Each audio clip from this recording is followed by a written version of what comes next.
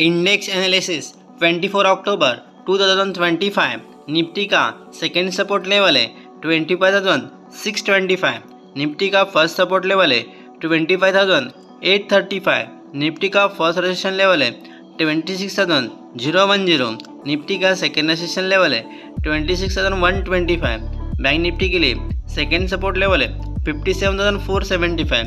Bank Nifty के लिए first support level है 57,810।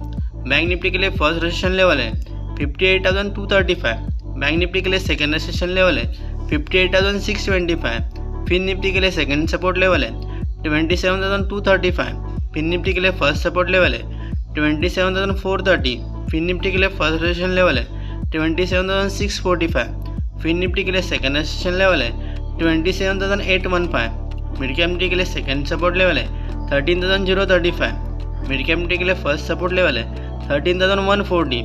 मिड कैप निफ्टी के लिए फर्स्ट रेजिस्टेंस लेवल है 13,280। मिड कैप निफ्टी के लिए सेकेंड रेजिस्टेंस लेवल है 13,390। सेंसेक्स के लिए सेकेंड सपोर्ट लेवल है 83,510। सेंसेक्स के लिए फर्स्ट सपोर्ट लेवल है 84,220। सेंसेक्स के लिए फर्स्ट रेजिस्टेंस लेवल है 85,110।